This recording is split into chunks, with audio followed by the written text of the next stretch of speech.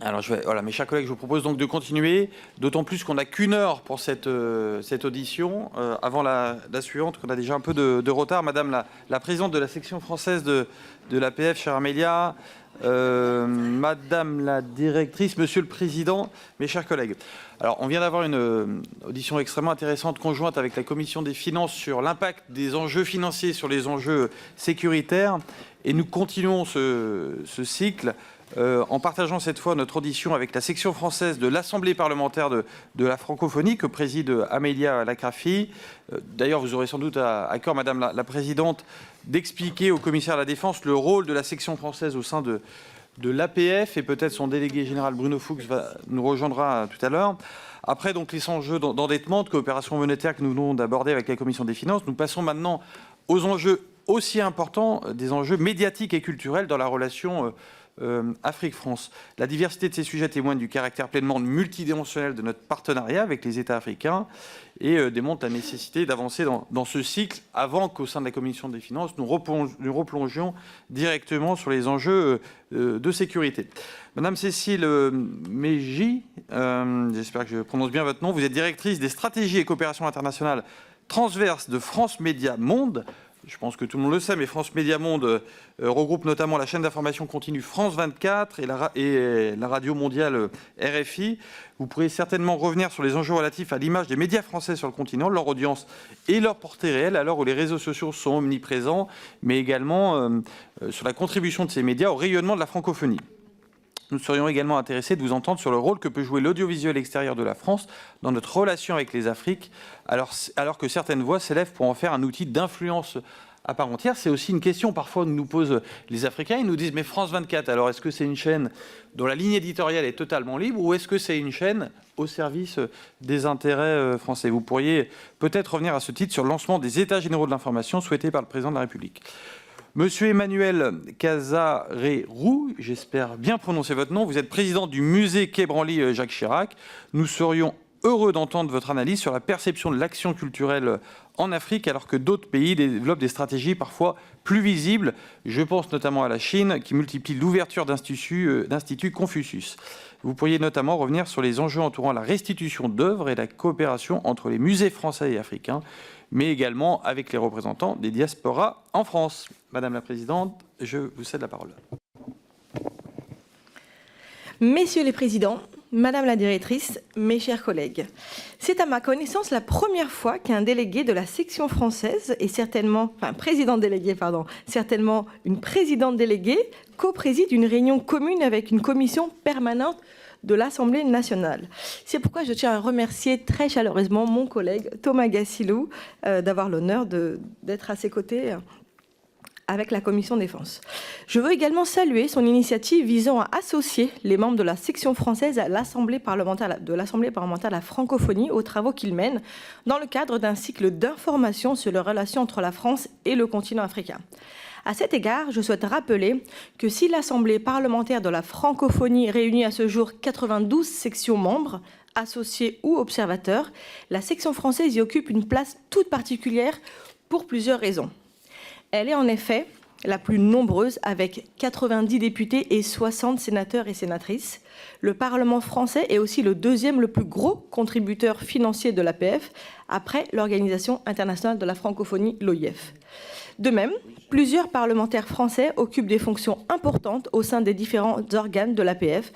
Je veux ici saluer le travail de notre collègue Bruno Fuchs, qui a été désigné délégué général de l'APF et anime cette institution aux côtés du député canadien Francis Drouin, qui la préside. Plusieurs de nos collègues députés et sénateurs sont également soit présidents de commissions et de réseaux, soit rapporteurs au sein de ces mêmes organes. Je suis moi-même l'une des vice-présidentes de l'APF. Vous le voyez, la section française s'implique fortement dans le fonctionnement et l'animation de l'APF et met un point d'honneur à être représentée et à intervenir à chaque réunion d'instance. La position française portée par les élus français est toujours attendue et écoutée. Pour autant, l'APF, ce n'est pas la section française. L'APF n'est pas un outil au service du Parlement français. Les parlementaires membres de la section française ont à cœur de concilier leur double statut de membres de l'APF et membres du Parlement français. C'est pourquoi je considère comme très important les échanges que nous aurons ce matin et je veux remercier très chaleureusement Monsieur Emmanuel Kazreou et Madame Cécile Mégy pour les éclairages qu'ils pourront nous apporter. La relation entre la France et le continent africain est marquée par la confusion d'une histoire pesante, pour reprendre les termes utilisés par Jean-Louis Borloo, comprenant 3 périodes: la colonisation, la décolonisation et la mondialisation de l'Afrique, qui se tournent aujourd'hui vers d'autres partenaires. Nous en avons largement parlé hier en séance publique lors des débats sur les partenariats renouvelés entre la France et les pays africains. Face à cette Afrique nouvelle, la France s'est longtemps interrogée, a engagé des actions très fortes dans ce sens, dont la restitution des biens culturels et bien d'autres actions que je ne pourrais pas vous lister aujourd'hui. Le président de la République l'a dit le 23 février lors de son dernier déplacement en Afrique centrale. Nous avons un destin lié avec le continent africain et nous devons choisir quel rapport nous voulons entretenir avec les pays africains en sortant des grilles de lecture du passé. Il nous faut considérer les pays africains comme des partenaires avec qui nous avons des intérêts et des responsabilités partagées. C'est un continent où nous devons bâtir des relations respectueuses, équilibrées et responsables pour lutter ensemble pour des causes communes comme la lutte contre le changement climatique. C'est une nouvelle réalité que nous ne pouvons pas nier et s'incarne dans cette nouvelle politique de partenariat que nous menons désormais. Il est très intéressant pour nous de vous entendre, tant les champs culturels et médiatiques sont importants pour ces relations renouvelées que la France entend bâtir avec l'Afrique. L'importance de nos relations culturelles avec les pays africains est évidente. Nous en avons eu la preuve lors de l'organisation de la session Africain 2020. Je la constate sur le terrain avec la programmation de nos instituts français ou de nos alliances françaises partout en Afrique. Elle est sans doute appelée à s'accroître avec le projet de la Maison des mondes africains ou même la Cité de la langue française à Villers-Cotterêts, qui fera la part belle, en tout cas je l'espère, à des projets communs avec les pays d'Afrique. La question du relais de l'information et des médias en langue française au travers de France Média Monde et de TV5 Monde est également un enjeu politique de taille, comme nous l'avons vu avec l'interdiction de France 24 ou RFI dans certains pays du Sahel. Sans doute allez-vous nous donner quelques pistes pour établir cette nouvelle relation, par le dialogue et l'échange, par le croisement des savoirs et des expériences que nous partageons déjà à l'APF et dans l'espace francophone. Je vous remercie pour votre attention. Merci Madame la Présidente et Madame Mégy. Vous avez désormais la parole pour une durée d'environ 10 minutes. J'appuie sur ce bouton qui doit être le bon. Merci. Merci beaucoup. Merci Monsieur le Président, merci Madame la Présidente déléguée, Mesdames et Messieurs, merci d'être là ce matin. Je suis effectivement directrice des stratégies et coopérations éditoriales et non pas internationales, mais ça peut se ressembler, transverse à France Média Monde, et j'ai l'honneur de représenter Marie-Christine Saragosse, la PDG du groupe, qui s'excuse de ne pas être là et qui est en déplacement à partir d'aujourd'hui en Roumanie. Alors voilà, pour ce propos liminaire, je me permets quand même de rappeler quelques points concernant notre groupe.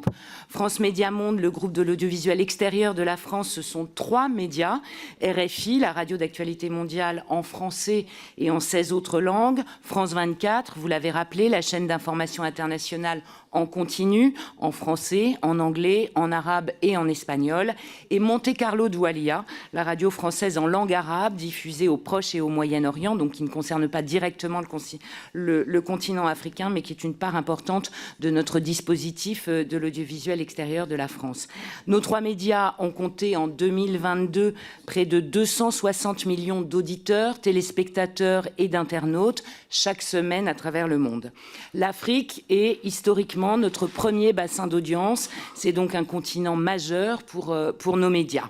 Le propos que je vais développer devant vous va s'articuler autour de 2 grands points. Un ancrage historique de nos médias en Afrique, mais qui évolue aujourd'hui, et vous en avez déjà parlé dans les différentes auditions, dans un contexte de grande tension et de tension accrue. Et dans un second temps, une stratégie que nous développons aujourd'hui, qui est la stratégie de proximité. Nous l'avons mise en œuvre déjà depuis plusieurs années auprès des publics du continent africain et que nous entendons encore renforcer dans les années à venir.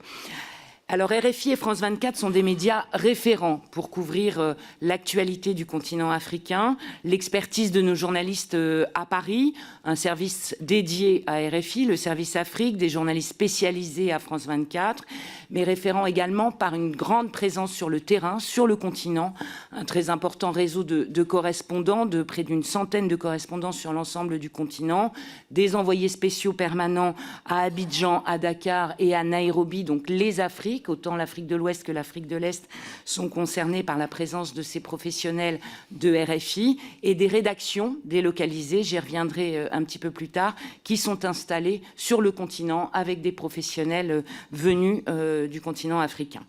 Nos médias proposent quotidiennement une couverture de l'actualité africaine, tant dans les programmes d'information qu'à travers les émissions référentes, les sessions d'actualité midi, soir, matin et nuit sur RFI, 2 journaux dédiés à l'Afrique sur France 24, où nous donnons un écho mondial à tout ce qui fait événement en Afrique, en offrant également une image positive et fédératrice du continent, à travers notamment des événements comme celui du mois de janvier prochain, qui est la Coupe d'Afrique des Nations, où nous prévoyons un très important dispositif. Ce qui fait notre succès auprès des publics du continent africain, c'est aussi la très forte interaction avec ces publics. La place à l'interactivité, à la proximité est présente dans nos programmes. Un des programmes phares de Radio France Internationale est sans doute Appel sur l'actualité, une émission quotidienne de matinée où les auditeurs interviennent, posent des questions et les rédactions de RFI ou les experts leur répondent. Un magazine dédié à la jeunesse qui est hebdomadaire, qui s'appelle Alors on dit quoi, qui là aussi traite des sujets qui concernent le quotidien de notre auditoire, avec des appels très nombreux d'auditeurs là encore. Et puis un dernier point qui sont les délocalisations, c'est-à-dire nous emmenons nos équipes sur le continent, et là il est toujours extrêmement impressionnant de mesurer la notoriété des journalistes et des animateurs de RFI et de France 24 lors de ces déplacements. Par ailleurs, comme le prévoient les missions de France Médias Monde, les missions de nos médias de service public, de Société nationale de programme, nous donnons un très large écho à l'actualité française dans toute sa diversité, dans toutes ses dimensions. Le lien est indéniable à travers cette actualité, il est souligné avec le continent africain. Vous parliez, madame, de la saison Africa 2020 qui avait été notamment un moment phare de notre couverture et qui, à travers la présence des diasporas et des échanges réguliers des échanges humains réguliers entre la France et l'Afrique, nourrissent nos programmes. En matière de distribution, de diffusion, nous bénéficions d'une présence extrêmement importante sur le continent africain. En radio, RFI a le plus grand parc FM avec 115 émetteurs. Elle est reprise par près de 500 radios partenaires à travers le continent. Ces radios partenaires, ce sont des radios locales qui reprennent une grande partie de nos programmes et notamment nos programmes d'information.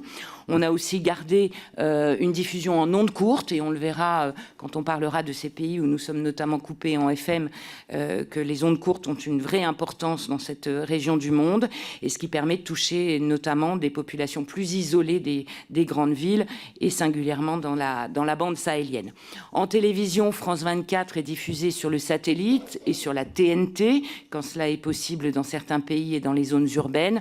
Au total, ce sont 62 millions de foyers qui sont distribués par France 24 sur le continent africain. Et puis bien sûr le numérique, nos sites propres, RFI, France 24 dans leurs différentes déclinaisons, mais également les différentes plateformes, les réseaux sociaux, la syndication avec des sites panafricains. Et depuis ce mois d'octobre, nous avons lancé des chaînes WhatsApp, qui est un nouveau vecteur de diffusion d'informations pour nos médias et certaines de nos émissions. Et nous enregistrons, j'y reviendrai tout à l'heure, des performances records en la matière.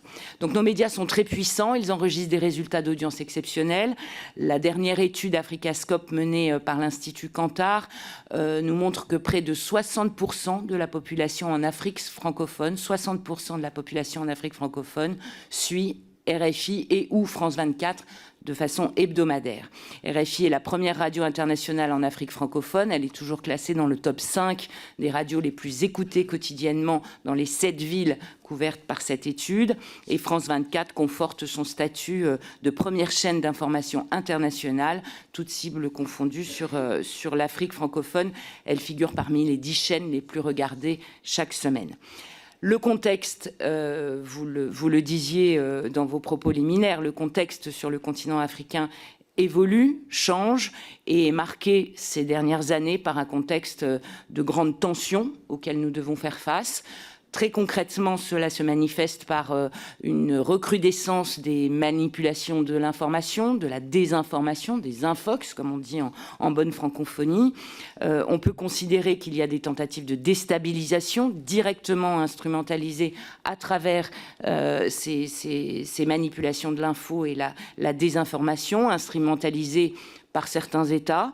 Deux faits nous semblent importants à noter. Le lancement de chaînes à destination de l'Afrique par la Turquie, qui propose et assume une vision alternative de l'actualité, du monde, alternative à la vision occidentale. C'est revendiqué par la Turquie qui lance cette chaîne à destination de l'Afrique.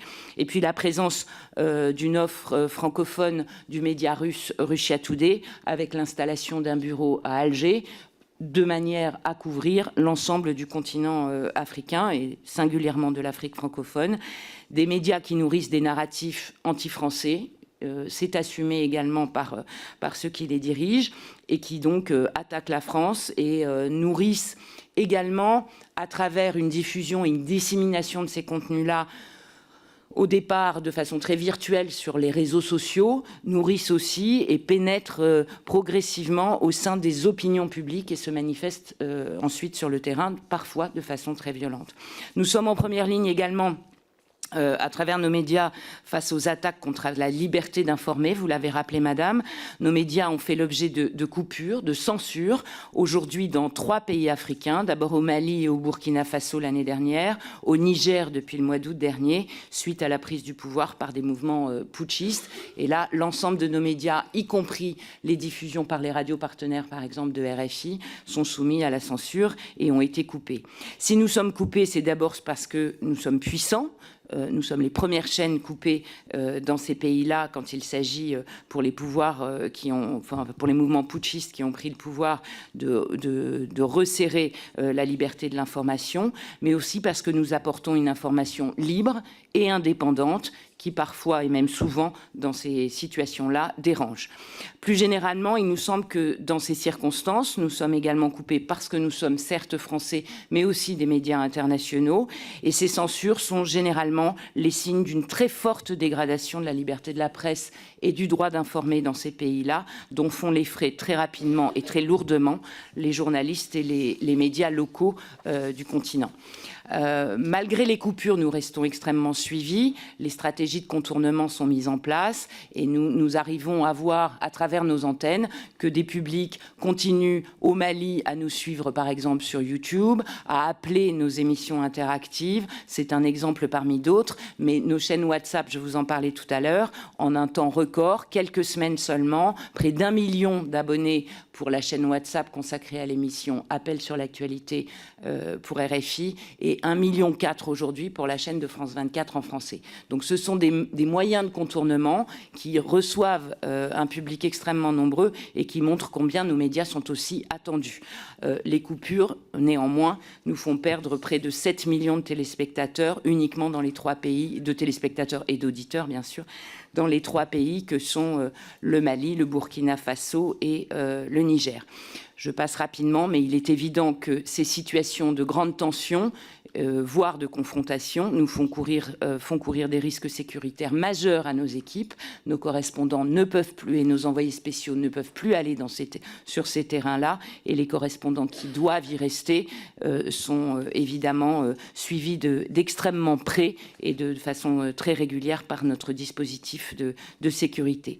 Nous continuons malgré tout à faire notre travail d'un journalisme indépendant, libre, qui lutte contre les infox, mais nous ne sommes pas naïfs, qui lutte contre la désinformation sans naïveté. Nous restons attachés à nos valeurs et nous poursuivons notre action à destination des publics africains avec comme ligne, vous avez évoqué ce mot, comme ligne d'action, des partenariats pour les publics africains et avec les professionnels du continent africain. Donc à ce titre, nous avons 3 rédactions qui sont délocalisées sur le continent africain, une à Dakar, la dernière en date, pour y diffuser et y produire et y diffuser des contenus en langue régionale.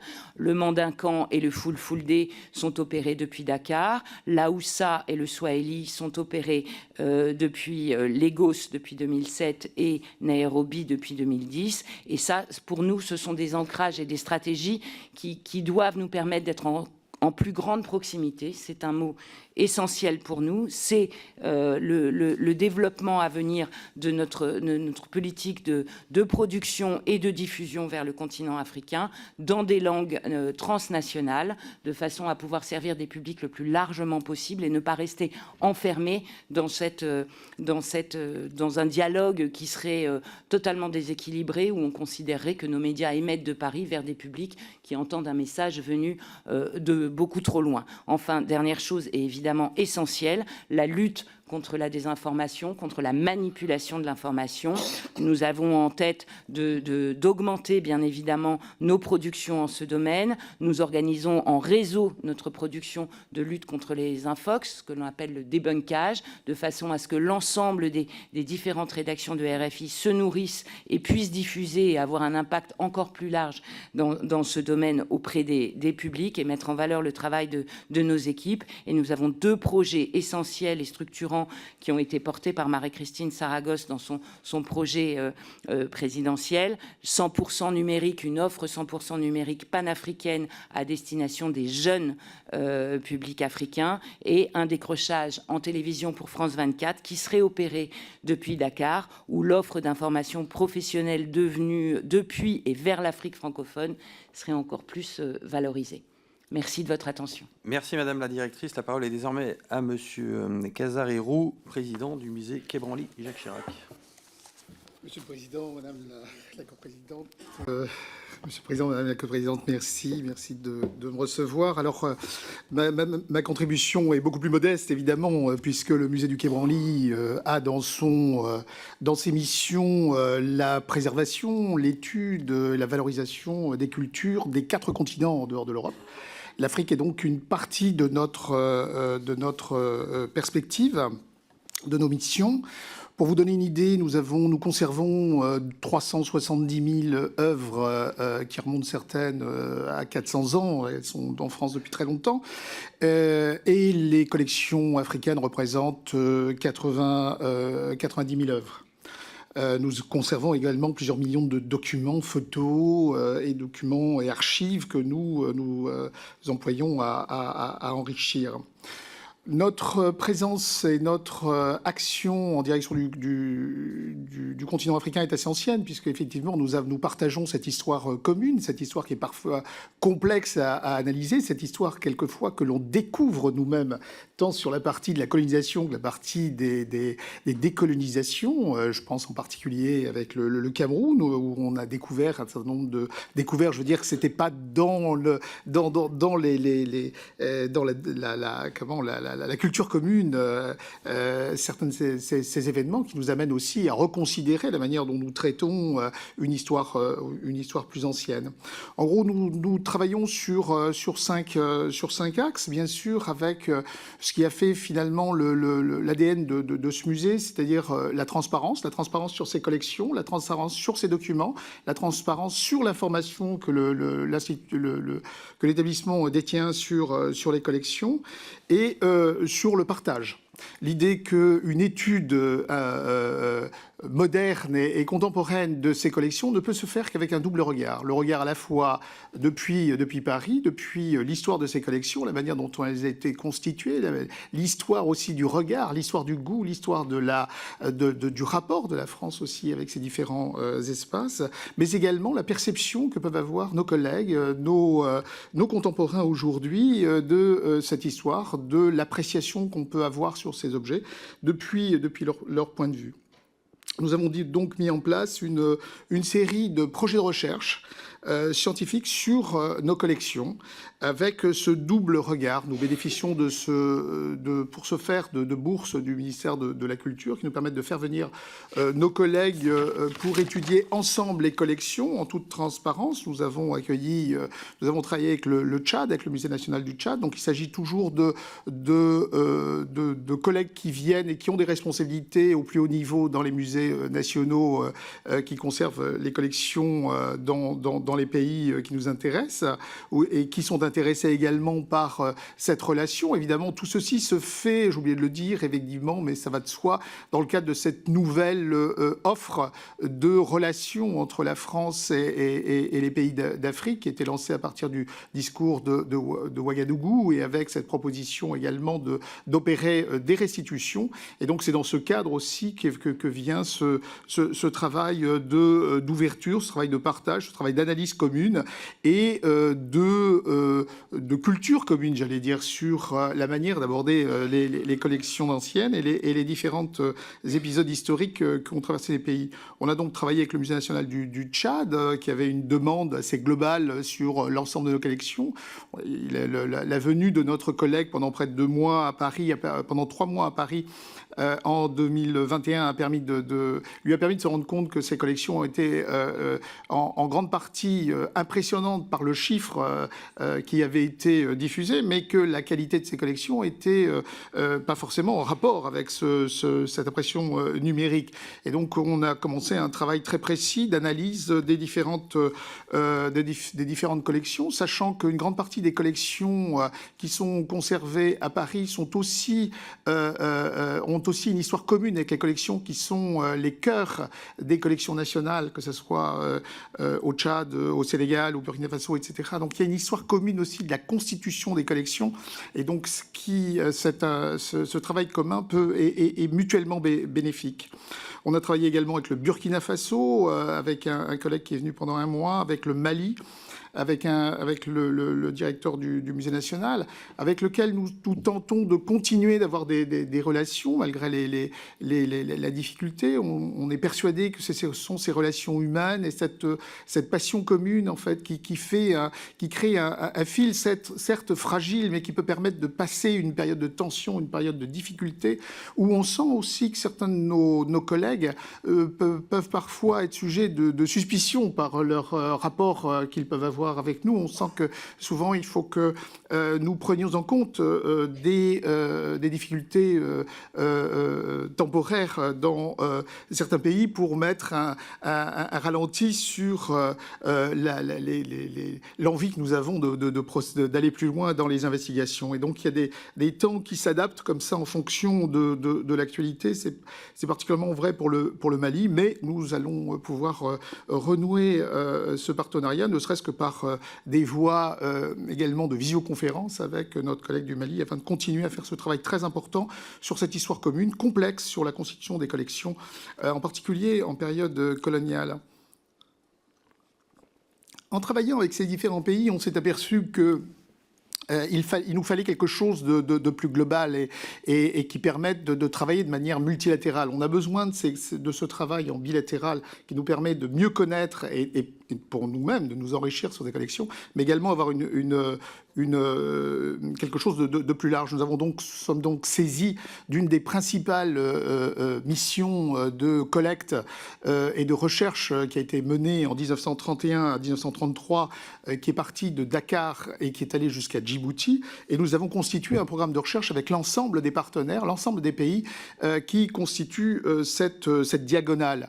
Il est bien évident qu'aujourd'hui, nous avons dû moduler notre enthousiasme du début, puisqu'un certain nombre de pays sont aujourd'hui et de régions sont aujourd'hui impossibles à rejoindre. L'idée, c'était de confronter finalement cette histoire ancienne, l'appréhension que nous pouvons en avoir depuis l'Europe, avec l'appréhension qui pouvait en être faite depuis ces différents pays. Donc ça concerne les pays que j'ai cités, mais également Djibouti, mais également le Cameroun, mais également le Sénégal, et évidemment la Côte d'Ivoire. Donc c'est un travail de longue haleine qui verra son aboutissement dans un premier temps par une exposition qui aura lieu au musée du Quai Branly en 2025 et qui ensuite sera déclinée dans les différents pays qui auront la volonté de le faire, selon des modalités qui ne seront pas une exposition pensée à Paris et envoyée en Afrique, mais une adaptation, une reformulation, une réinvention finalement de cette exposition en fonction des intérêts propres de chaque pays. Et on voit bien, même sur ce travail qui semble relativement homogène, qu'il nous faut nous adapter à chaque fois à des perceptions, à des sensibilités, et à l'intérieur de chaque pays aussi, il y a des relations intercommunautaires qui sont extrêmement complexes, qui sont évolutives, et dont il nous faut absolument tenir compte. Nous travaillons évidemment de manière très étroite avec la Côte d'Ivoire, puisque bientôt sera présenté devant l'Assemblée nationale le projet de loi sur les restitutions. Et la Côte d'Ivoire, pour la Côte d'Ivoire, nous avons travaillé en particulier sur un projet qui leur tient à cœur et qui remplit jusqu'à présent les différents critères qui avaient été retenus pour des restitutions.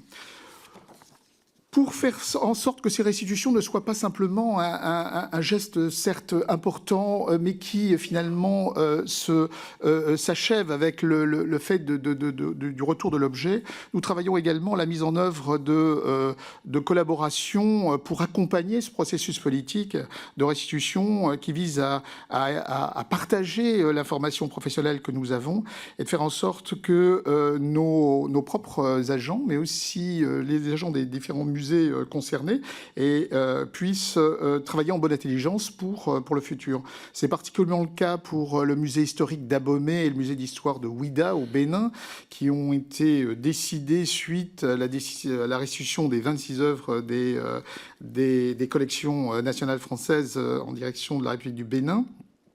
Et c'est également le cas avec le musée des civilisations de Côte d'Ivoire, avec lequel nous travaillons en préparation à ce qui pourrait donner lieu à une restitution si telle en était la volonté nationale.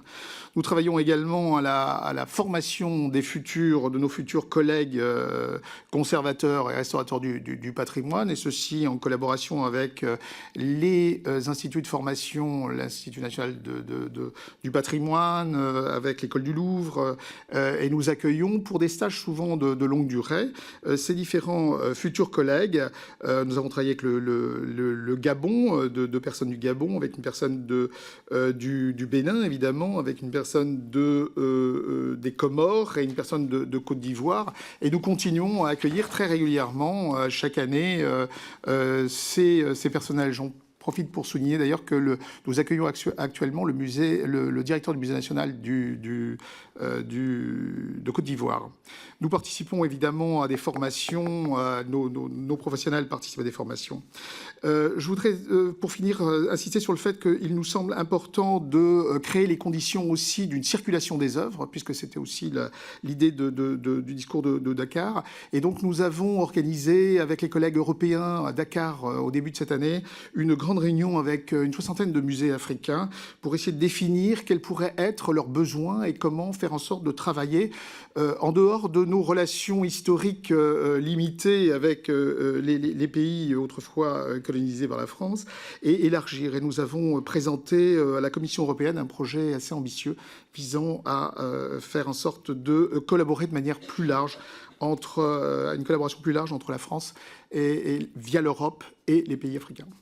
Bien, merci à tous les deux pour ces propos introductifs. Mes chers collègues, il nous reste une vingtaine de minutes. J'ai environ 7 questions. Donc l'idéal serait que chacun se limite à une question de l'ordre d'une minute ou un peu plus pour qu'on ait 2 fois 5 minutes pour les réponses. Et vous parliez, Monsieur le Président, de Côte d'Ivoire. J'ai le plaisir de passer la parole à une collègue qui est née en Côte d'Ivoire pour le groupe Renaissance. La parole est à Lisiane Métayer. Merci, Monsieur le Président. Merci, Madame la Présidente, donc respectivement des commissions et délégations. Monsieur le Président du Musée du Quai Branly, Madame la Présidente. Alors, c'est un honneur, effectivement, pour moi de prendre la parole. Et effectivement, comme l'a stipulé le Président, je suis effectivement née en Côte d'Ivoire. J'ai vécu en Côte d'Ivoire et j'avais vraiment une oreille extrêmement attentive, en fait, sur vos propos. Et je serais très intéressée, en fait, pour évoquer un peu plus avant, en fait, ces restitutions. Au nom du groupe Renaissance, je vous remercie sincèrement pour votre participation au sein de nos commissions et délégations conjointes, ainsi que pour la qualité de vos interventions. Vos contributions de ce jour, abordées sous l'angle culturel et médiatique, enrichissent significativement nos travaux en cours consacrés à l'Afrique. En introduction, il convient de rappeler qu'au moment de son élection en 2017, le président de la République français a exprimé son engagement à revitaliser les liens entre la France et le continent africain. Cette démarche est concrétisée par diverses initiatives, mettant particulièrement l'accent sur la refonte de notre aide en faveur d'une relation partenariale. Je peux citer les dialogues Afrique-France, conduits par Achille Mbembe, philosophe africain, mais également le nouveau sommet Afrique-France. Cette refonte du partenariat de la France avec les pays du continent africain est bâtie autour de la société civile et du soutien au secteur privé et offre un nouveau cadre de réflexion aux nouvelles générations de la relation entre l'Afrique et la France. Dans le domaine de la culture, cette refonte est mise en œuvre très concrètement, notamment ici en France et à Paris et dernièrement. Et j'aimerais profiter de votre présence parmi nous pour évoquer le forum de création Africa qui s'est déroulé donc en octobre dernier. Il s'agit du premier salon de ce type en Europe autour des industries culturelles et créatives et qui se déroulera de façon alternative entre la France et les pays du continent africain. Ces industries culturelles et créatives englobent les secteurs liés à la création, au développement, à la production et à la diffusion de biens, de services et d'activités à contenu culturel, artistique et ou patrimonial. À la croisée des diplomaties économiques et d'influence, la promotion des industries culturelles et créatives est un élément clé de la politique française. Pour revenir à cette première édition de Création Africa, dans la lignée du nouveau sommet Afrique-France, comme je viens de l'évoquer, ce forum vise à encourager la création de passerelles créatives et le partage d'idées innovantes dans la France et les pays du continent africain. Ce forum a pour ambition de devenir le rendez-vous incontournable des créateurs. Ces initiatives contribuent à renforcer les liens entre les individus en favorisant un échange interculturel dynamique. Je vais aller plus vite. Donc, pour reprendre juste quelques chiffres, c'était quand même 400 participants, dont 200 personnes provenant du continent africain. Aussi, je souhaiterais vous poser 2 questions. Est-ce que la mise en avant de nos cultures respectives constitue un des moyens appropriés pour approfondir la compréhension entre nos peuples et redéfinir la relation entre l'Afrique et la France? Quelle est votre perception de ce genre d'initiative axée sur la promotion d'une approche partenariale? Je vous remercie. Merci. Pour le groupe Rassemblement National, la parole est à Gisèle Lelouis. Présidente, Madame, Monsieur, mes chers collègues, en tant qu'élue de Marseille, je suis ravie de vous entendre ce matin aux auditions, car ma ville, la plus ancienne de France, est un lieu où les cultures dialoguent, pour reprendre une devise du musée Quai Branly. C'est sur ce dialogue culturel, au-delà des présentations très intéressantes que vous avez faites, que j'aimerais centrer mon propos en tant que membre de la Commission de la Défense.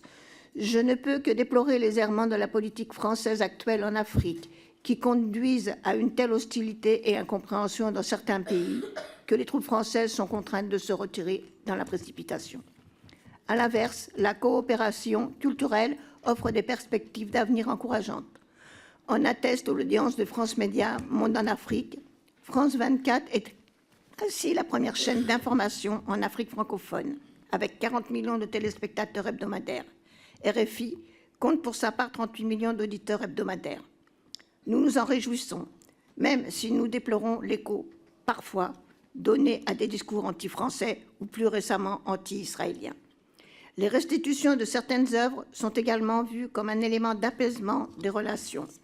Le groupe Rassemblement National est d'ailleurs favorable à des restitutions au cas par cas, si ce n'est pas question de vider les collections nationales.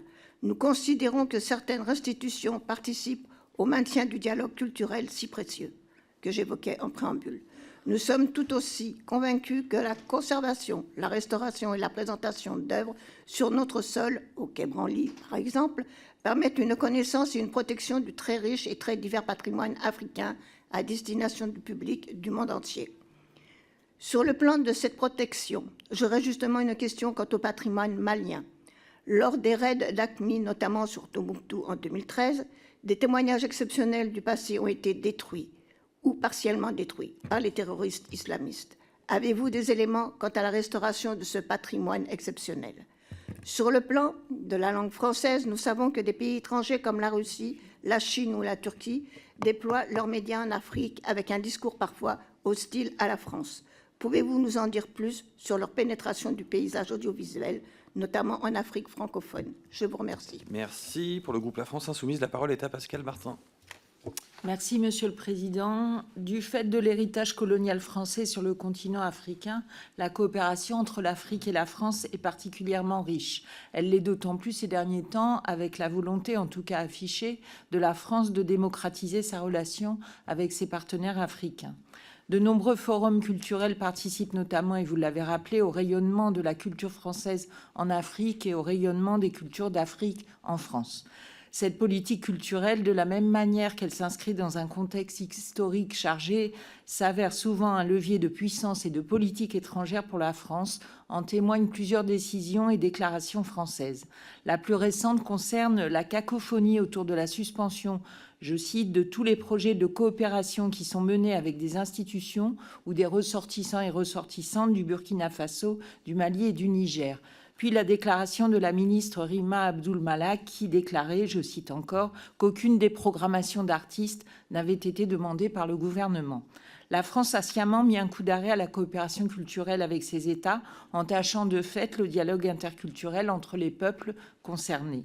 Aussi, plusieurs articles universitaires de presse dénoncent le fait que le musée du Quai Branly ne traite que trop peu, voire pas, de la question de l'héritage colonial de la France en Afrique, alors que cela pourrait être fait à la fois à travers l'art et l'ethnologie. Ne serait-ce pas un moyen pour renforcer, voire relancer, le dialogue interculturel avec l'Afrique ? Il pourrait également être intéressant de savoir comment est perçue dans le milieu culturel français l'émancipation des artistes et des intellectuels et universitaires africains, ainsi que la dénonciation croissante d'une certaine politique néo-patrimoniale menée par la France. Quelle est votre perception de la politique française de suspension des visas, y compris pour les artistes? Quelle retombée à ce stade? Cette décision ne risque-t-elle pas d'entacher le dialogue interculturel entre les peuples d'Afrique et de France et les perceptions de ces peuples dans leur culture? Je vous remercie. Merci. Pour le groupe démocrate, la parole est à Vincent Bru. Merci, Monsieur le Président. Pour Madame Cécile Mégy, pour aller plus vite, vous avez évoqué à plusieurs reprises la censure dont nous avons été l'objet de la part des autorités nigériennes et précédemment au Mali et au Burkina Faso. Ma question est la suivante. Est-ce que les dirigeants africains vous ont donné des motivations de ces décisions ou ont donné des motivations au gouvernement français? D'autre part, est-ce que cette politique de censure touche la France uniquement ou d'autres pays européens ou occidentaux? Et puis vous avez parlé de chaînes qui ne sont pas toujours très amicales vis-à-vis de notre pays. Venant de la Turquie, de la Russie, qu'en est-il par exemple de la Chine? Pour M. Kerarero, une petite question simplement. J'aimerais avoir un petit peu plus de détails sur l'accompagnement de la France et particulièrement de votre musée pour assurer des conditions nécessaires à la réception et à la conservation des œuvres qui sont restituées dans les pays africains. Je vous remercie. Merci, chers collègues, et merci de votre esprit de synthèse. Pour le groupe socialiste, la parole est à Isabelle Santiago. Oui, je vais donc faire court aussi, comme c'est demandé. Donc, ma question s'adressera du coup à tous les trois au travers des échanges que nous avons extrêmement intéressants. Vous avez pu donc nous éclairer ce matin.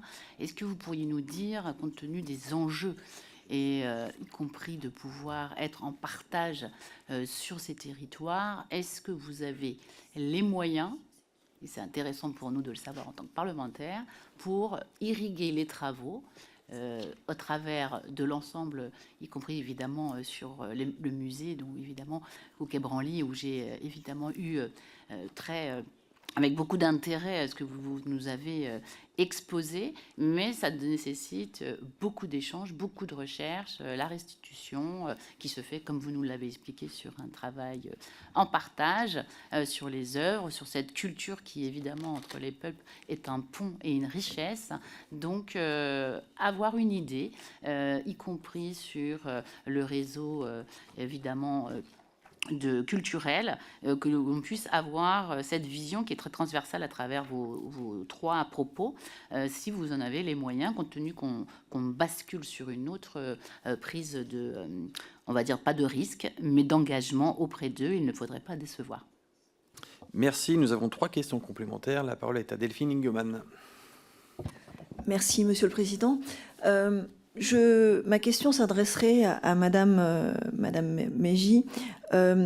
Plus de la moitié, en fait, de la population africaine est âgée de moins de 24 ans. On assiste également, vous l'avez souligné, à une montée en puissance des réseaux sociaux dans la diffusion de vos programmes. Vous avez parlé de WhatsApp et de YouTube. Je voudrais, moi, vous parler de TikTok, qui est le navire amiral du soft power chinois. Il a dépassé dans de nombreux pays africains, il me semble, les réseaux sociaux dits traditionnels, notamment en Afrique subsaharienne, puisqu'il arrive en 2e position. Je voudrais savoir quelle place vous accordez à TikTok dans votre stratégie de déploiement sur le continent africain. Et par ailleurs, en ce qui concerne les réseaux sociaux, en prévention ou en sensibilisation par rapport aux fake news, est-ce que vous intervenez, est-ce que vous participez à des programmes de sensibilisation auprès des jeunes sur le continent africain? Merci. Merci. La parole est à Jean-Philippe Ardouin. Merci, Monsieur le Président. Pour Madame la directrice, dans plusieurs conflits civils touchant des pays africains, la France, en tant qu'ex-puissance coloniale, est souvent pointée du doigt, accusée de nombreux maux. Que l'on évoque le Mali en 2022 ou le Burkina Faso en 2023, ce constat de rejet de la France s'inscrit également dans une lutte d'influence informationnelle menée par la Russie et la Chine. Le 3 mai 2023, Reporters sans frontières a souligné la désinformation en hausse et les menaces envers les journalistes dans de nombreux pays africains. RFI et France 24 ont notamment été suspendus au Mali en avril 2022 pour des raisons politiques qui relèvent d'une évidente atteinte à la liberté de la presse. Aussi, comment conciliez-vous votre statut de média indépendant avec l'image des médias français qui vous est renvoyé localement et quelles en sont les conséquences, notamment sur votre ligne éditoriale ? Et d'autre part, comment assurez-vous la sécurité de vos correspondants dans les pays qui traversent ces troubles? Je vous remercie. Merci. Et enfin, la parole est à Christophe Marion. Merci, Monsieur le Président, de m'accueillir exceptionnellement dans votre commission. Monsieur le Président, j'ai eu le plaisir d'échanger avec vous il y a quelques semaines dans le cadre de la proposition de loi relative à la restitution des restes humains appartenant aux collections publiques. Il me semble que ce sujet est un enjeu culturel et diplomatique important de la relation entre les pays étrangers, notamment africains, et la France. En effet, cette proposition de loi devrait permettre de répondre aux demandes de restitution formulées notamment par l'Australie, l'Argentine ou Madagascar. L'Afrique n'est pas particulièrement représentée, ce qui peut sembler étonnant au regard du passé colonial de notre nation. Comment expliquez-vous cette situation? Pensez-vous, à partir de vos connaissances et des coopérations que vous menez avec les musées du continent africain, que des demandes de restitution sont à venir ou que la France devrait communiquer davantage sur ses capacités de restitution auprès des pays africains? Je crois me souvenir que, en tant que directeur du centre culturel Djibaou, vous aviez décidé, après discussion avec les anciens, de laisser des restes Kanak au musée de San Francisco, où ils étaient conservés. Si une telle décision était prise par un État africain dans les prochaines années, comment envisageriez-vous les conditions d'exposition de ces restes humains dans nos musées pour en faire de véritables ambassadeurs culturels de leur pays d'origine? Je vous remercie. Merci à tous pour vos questions. Madame, Monsieur, je vous propose malheureusement de limiter vos réponses à 5 minutes chacun, en choisissant les éléments qui vous semblent les plus essentiels pour qu'on n'ait pas trop de retard pour l'audition suivante. Madame Meji, vous avez la parole. Merci beaucoup, Monsieur le Président. Oui, difficile de répondre en 5 minutes à la diversité de vos questions qui mériteraient quand même d'être... les réponses mériteraient d'être très précises. Un premier point concernant les initiatives. Madame, vous évoquiez le Forum Création Africa, les partenariats. Je pense que là, vraiment, ça s'inscrit dans ces initiatives auxquelles nous donnons de l'écho depuis Paris vers le continent africain et pour lesquels nous regardons aussi en très grande proximité, grâce à notre réseau de correspondants, grâce à nos envoyés spéciaux, quel est l'effet sur le continent africain. Et je pense que c'est cet aller-retour qui n'est pas dans un sens unique. Je pense que c'est vraiment cette image de l'aller-retour entre la France et le continent qui est évoquée sur nos antennes. Je pourrais vous donner des listes sans fin de programmes qui y sont consacrés, de reportages, qui fait le lien et qui maintient ce lien malgré le contexte que nous avons tous décrit, que vous avez également repris dans vos propos, de tension à certains endroits et à certains moments, ce lien est essentiel à maintenir. Et comment maintenons-nous ce lien? Donc, à travers ce type d'initiative, la valorisation de l'ensemble de ces manifestations qui ont lieu sur le continent ou en France ou sur le continent, mais également, je pense, en restant conforme, cohérent et fidèle à ce qui fait les valeurs et les principes éthiques, déontologiques d'un média de service public d'un pays démocratique qui s'appelle la France.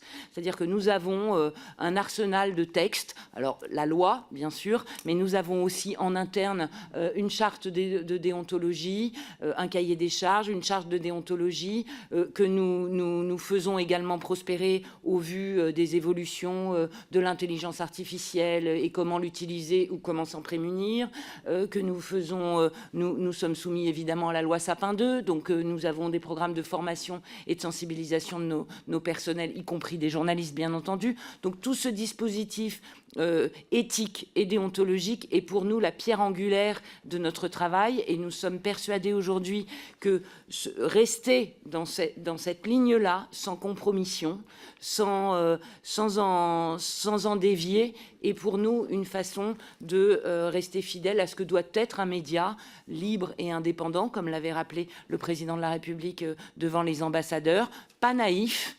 Pas naïf, nous sommes bien conscients que nous sommes directement attaqués parce que nous sommes un média de service public français et non pas un média d'État, et que notre indépendance est en quelque sorte notre influence aussi, et que de fait, en restant fidèles à ces principes-là, nous pensons pouvoir répondre au défi qui est le nôtre aujourd'hui et que vous décrivez parfaitement, qui est celui de rester résilient mais démocratique dans un contexte de plus en plus difficile et tendu. Sur la question des moyens, nous avons eu les arbitrages budgétaires pour l'année 2024. En matière de moyens, il y a un signe extérieur d'indépendance qui est la recette affectée, et qui pour nous, dans notre arsenal de comment prouver que la France se dote de médias de services publics indépendants, est quelque chose d'extrêmement important. Marie-Christine Saragosse a l'habitude d'insister sur ce point et je pense que c'est vraiment essentiel. Nous avons eu une dotation en hausse, même s'il y a des effets d'optique compte tenu du changement de modalité de financement et maintenant lié à la TVA et non plus à la CAP, mais nous restons quand même avec des budgets en deçà de nos partenaires et amis des services publics internationaux que sont la BBC et la Deutsche Welle par exemple. Alors que nos performances dans notre périmètre d'Afrique francophone par exemple sont bien supérieures à celles de la BBC en Afrique anglophone. Donc voilà, très sommairement, plus serait mieux. Avec ce que nous avons aujourd'hui, nous pouvons développer encore des programmes, mais nous sommes bien conscients qu'il y a quand même, et nous avons subi pendant plusieurs années des régulations successives, nous sommes quand même en retrait par rapport à nos partenaires que sont BBC World Service ou la Deutsche Welle, sans parler de USA Global Media, le service extérieur des médias publics américains. TikTok, les réseaux sociaux, donc l'objectif, et ça rejoint aussi les moyens. Bien sûr que nous sommes conscients que c'est un vecteur extrêmement important et notamment pour toucher les jeunes publics. WhatsApp en est un aussi et WhatsApp est un terrain de prolifération d'infox mais considérable. Donc le fait que l'opérateur Meta permette aujourd'hui aux médias d'arriver sur WhatsApp nous a permis de rentrer dans la boucle très rapidement. Nous l'avions initié il y a quelques années pour RFI et Meta a coupé, donc on s'est retiré. Sur TikTok, France 24 a commencé à se développer sur TikTok. Nous avons des projets pour RFI également. Reste que c'est des questions de moyens. Parce que la grammaire, en quelque sorte, le terme de jargon peut-être qui est utilisé, la grammaire pour s'adresser à ces publics-là et pour s'exprimer en quelque sorte sur TikTok n'est absolument pas la même que celle qu'on a sur le broadcast pour France 24, sur WhatsApp ou sur X, donc, ou sans compter Facebook. Donc aujourd'hui, ça veut dire des personnel supplémentaire, ça veut dire un apprentissage supplémentaire. Donc là, nous travaillons à pouvoir y être présent, mais nous sommes bien conscients que c'est quelque chose de primordial. Et quand je parlais de ce projet 100% numérique à destination des jeunes publics du continent africain, c'est sur les réseaux sociaux et on est en train d'étudier plus précisément la configuration que ça aura.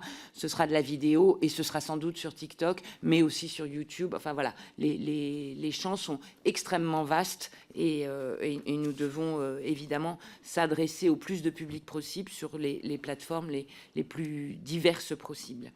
Je n'ai absolument pas répondu à toutes les questions, mais le temps imparti est écoulé. Merci Madame Megui pour ces réponses et désolé pour le caractère très contraint du temps dont nous disposons. La parole est au président Casarérou. Merci, Monsieur le Président. Oui, je vais essayer aussi de répondre.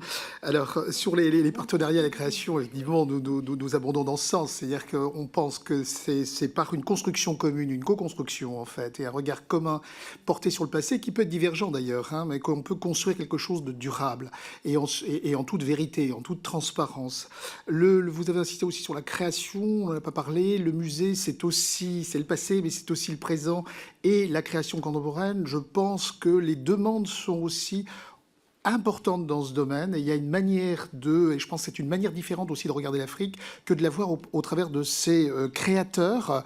Vous parlez de créateurs dans des domaines numériques, mais il y a aussi les créateurs, les peintres d'aujourd'hui. Il y a un marché de l'art africain contemporain qui est en train de se développer, et c'est une manière totalement différente d'entrer en relation et d'accompagner cette relation que nous appelons de nos voeux avec l'Afrique. Je voudrais signaler aussi qu'en matière de musées, il n'y a pas les musées africains n'ont pas forcément vocation à ne s'intéresser qu'à l'Afrique. Nous avons nous-mêmes, à la demande de nos collègues sénégalais, organisé une exposition Picasso et les arts africains à Dakar, qui était une première. Ça ne s'est pas fait depuis 1966.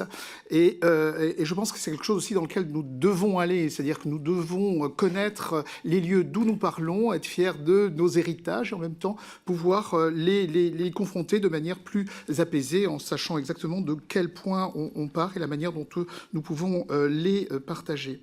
Sur la question des destructions, évidemment, il y a cette menace permanente sur les destructions du patrimoine. Malheureusement, je n'en sais pas plus. Il faudrait demander à mes collègues qui travaillent à la LIF ce qui est sur ces menaces. En tout cas, nous en sommes bien conscients, d'où le travail que nous faisons avec, par exemple, le collègue du Musée national du Mali, c'est-à-dire d'identifier des collections qui, si elles retournaient, ne seraient pas soumises à une pression telle qui appellerait à leur destruction. Donc c'est aussi, je pense qu'il en est absolument bien conscient, nous aussi, et donc il y a une sorte de relation d'intelligence qui se noue entre nous sur ces questions.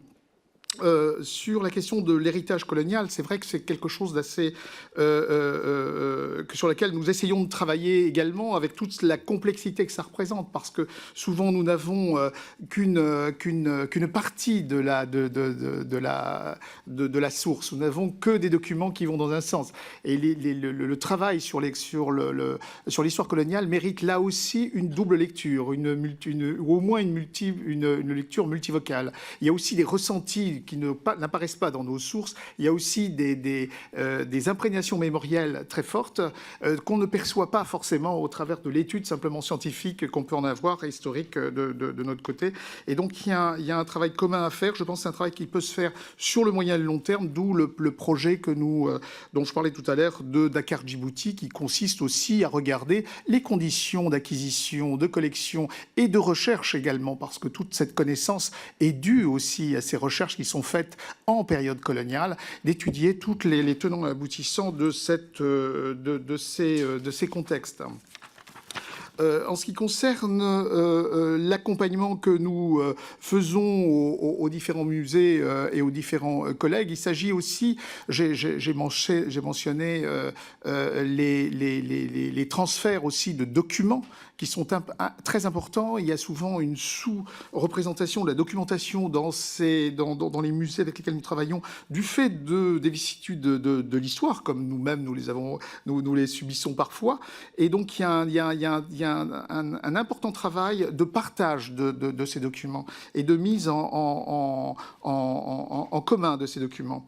Cette expertise que l'on essaye de porter, elle se fait aussi de manière très modeste, c'est-à-dire qu'on attend qu'on nous demande vraiment que le besoin s'exprime et on évite d'arriver avec ce qu'on pense être bon. L'idée, c'est d'inverser la dimension et de susciter l'émergence du besoin pour pouvoir mieux y répondre et ainsi avoir une relation de nature différente. Sur les moyens nécessaires, évidemment, nous travaillons à moyens constants et nous essayons effectivement de réorienter une partie de nos besoins, de nos ressources. Le musée, c'est à la fois un département des collections, mais c'est aussi un département de la recherche avec lequel nous travaillons. Nous avons cette double tutelle, la chance d'avoir cette double tutelle à la fois de la culture et du ministère de la Recherche et de l'Enseignement supérieur. Et une grande partie de nos moyens de recherche ont été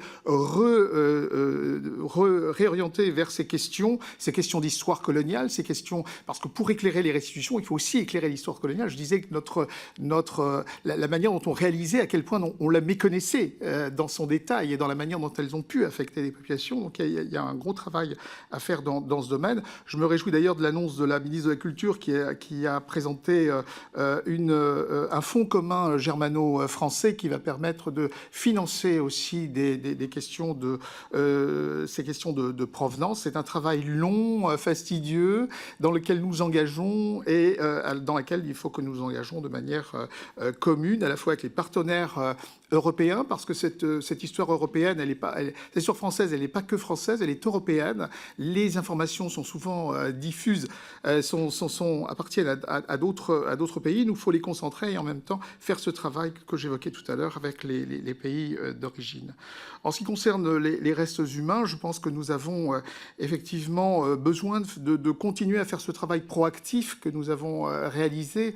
Il ne faut pas attendre que la demande arrive. Il faut qu'on soit en capacité de répondre le plus clairement possible avec les éléments les plus objectifs possibles, historiques, sur ces demandes, comme nous le faisons exactement pour les objets. C'est aussi ce gros travail que nous faisons. C'est pas répondre simplement aux demandes, c'est anticiper dans les collections, avec les critères que l'on a arrêtés, cette question de est-ce que ces collections sont arrivées de manière légitime ou pas, et quelles sont les circonstances historiques qui permettent d'éclairer l'arrivée de ces collections dans les biens de la nation.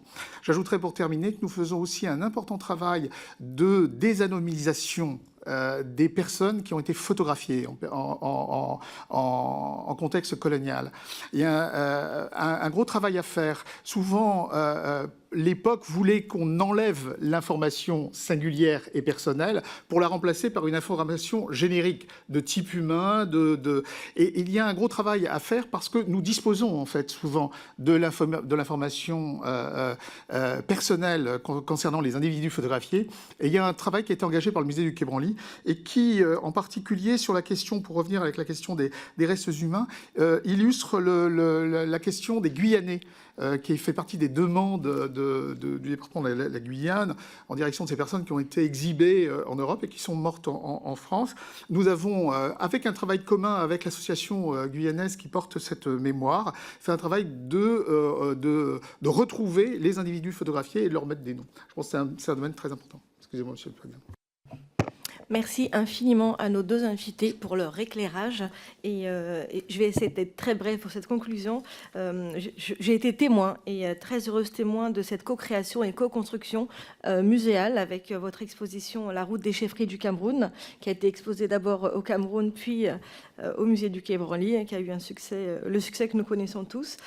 Pour la notoriété, Cécile Mégy, effectivement, je me rends tous les mois quasiment dans les pays africains et elle est illustrée. Et je voudrais saluer votre collègue Juliette Févé et son émission Légendes urbaines. Tous les jeunes Maliens que je connais, burkinabés ou nigériens, utilisent des VPN pour regarder son émission. Donc effectivement, vous avez entièrement raison. Et je ne peux pas conclure cette table ronde sans corriger une infox que je trouve être une infox. Non, les errements de la France, ce que je ne peux pas considérer comme des errements bien sûr, ne sont pas la cause du retrait de Barkhane. La France n'est pas responsable de putsch de militaires antidémocratiques, donc ce n'est absolument pas à cause de la France que Barkhane a quitté le Sahel, enfin en tout cas le Mali et le Niger. Merci. Et j'ai envie de dire, si on continue sur ce terrain-là, le Québec est une ancienne colonie française et le Québec n'utilise pas la France comme bouc émissaire à chaque mot interne du pays. Merci. Bien, écoutez, la séance est suspendue. On se retrouve tout de suite pour une nouvelle séance à huis clos.